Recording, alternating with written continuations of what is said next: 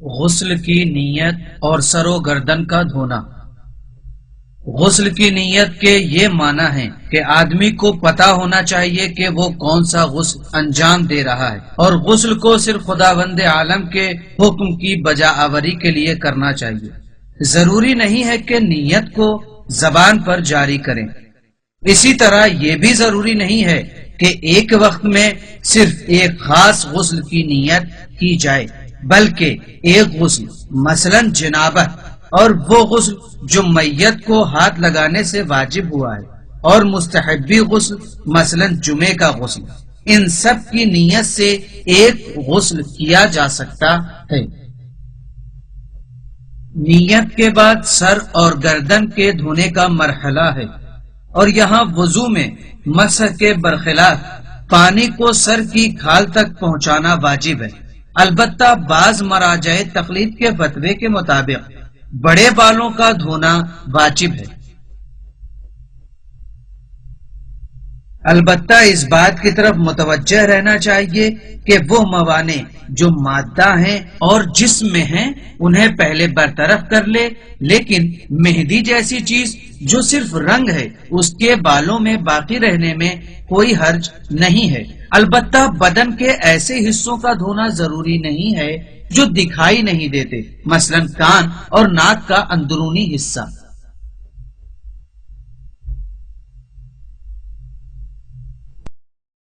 بدن کے داہنے اور بائیں حصے کو دھونا اور غسل کے صحیح ہونے کی شرطیں۔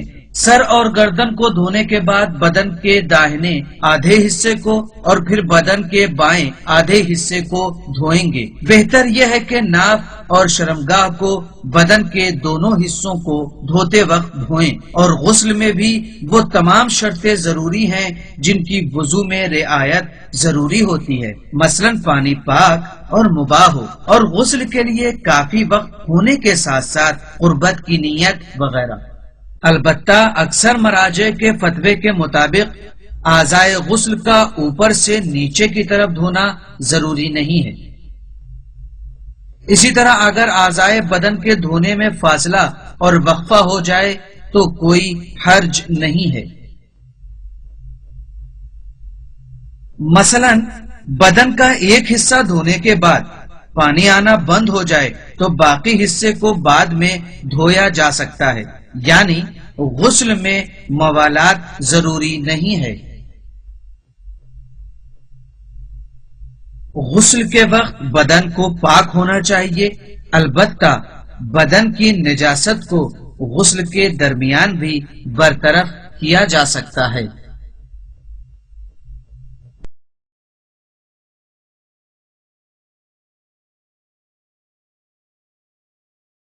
غسل ارتماسی۔ غسل ارتماسی کو اس طرح انجام دیا جا سکتا ہے کہ غسل کی نیت کر کے پانی میں داخل ہو جائیں۔ اس طرح غسل کرنے میں بدن کا پہلا حصہ جو پانی میں داخل ہوتا ہے یہیں سے غسل شروع ہو جاتا ہے، یہاں تک کہ پانی پورے بدن کو گھیر لے۔ اسی طرح بعض مراجع تقلید کے فتوے کے مطابق ہم پانی میں داخل ہو کر جب بدن پانی میں پوری طرح ڈوب جائے تو غسل کی نیت سے اسے جنبش دیں۔ غسل ارتماسی میں یہ بات زیادہ اہم ہے کہ ایک ہی لہجے میں نیت کر کے بدن کو پانی میں ڈبو دیں، لہذا اگر بدن کی تھوڑی مقدار بھی پانی سے باہر رہ جائے یا زمین یا دیوار سے بدن کے کسی حصے کے متصل ہونے سے اس جگہ پانی نہ پہنچے تو غسل باطل ہے۔ شکیات غسل۔ اگر ہم کو شک ہو کہ اصلاً غسل کیا ہے یا نہیں تو غسل کرنا چاہیے، اور اگر غسل کے مکمل ہونے سے پہلے بدن کے بائیں حصے کی کچھ مقدار کے بارے میں شک ہو تو صرف اتنا دھونا کافی ہے۔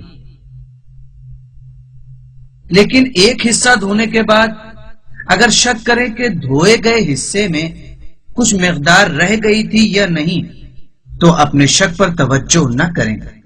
مثلا بدن کے داہنے حصے کو دھوتے وقت سر و گردن یا اس کے کچھ حصے کے دھونے کے بارے میں شک کریں۔ اگر غسل کے بعد معلوم ہو کہ بدن کا کوئی حصہ بھولے سے چھوٹ گیا یا اس کی جگہ کوئی رکاوٹ تھی جس کی وجہ سے وہ دھلنے سے رہ گیا ہے تو اتنی ہی مقدار کو غسل کی نیت سے دھونا کافی ہے۔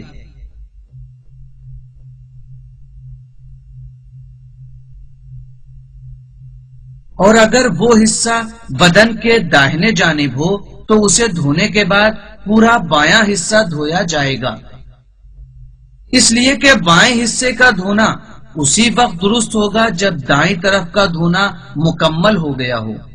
اور اگر دھلنے سے باقی رہ جانے والی جگہ سر و گردن یا اس کا کچھ حصہ ہو تو اس کے دھونے کے بعد داہنے حصہ بدن اور اس کے بعد بائیں حصہ بدن کو دھو لیں۔ البتہ یہ مسائل غسل ترتیبی میں سامنے آئیں گے، ورنہ اکثر مراجع تقلید کے فتوے کے مطابق غسل ارتماسی میں بدن کے کسی حصے تک پانی اگر نہیں پہنچا تو غسل باطل ہے۔ مرنے والے اور مرنے کے بعد کے احکام۔ بہتر یہ ہے کہ آدمی ہر حال میں آخرت کے سفر کے لیے آمادہ رہے، اور جب اپنے میں موت کی علامتیں محسوس کرے تو اس پر واجب ہے کہ لوگوں کے حقوق ادا کر دے، اور اگر عبادتیں چھوٹ گئی ہوں تو انہیں بجا لائے، یا پھر کسی ایماندار شخص کو اس کے ادا کرانے کی وصیت کرے۔ جب آدمی کی حالت خراب ہو اور موت سامنے ہو تو دوسروں پر واجب ہے کہ اسے اس طرح چت لٹائیں کہ اس کے تلوے روبہ قبلہ ہوں، اور مستحب ہے کہ اسے کلمہ شہادتین، ائمہ طاہرین علیہم السلام اور دیگر عقائد حقہ کی اس طرح تلقین کریں کہ وہ سمجھے۔ اور اس شخص کے انتقال کے بعد مستحب ہے کہ اس کا منہ آنکھیں بند کر دیں اور ٹھڈی باندھ دیں، ہاتھ اور پیر پھیلا دیں اور ایک کپڑا اڑا دیں۔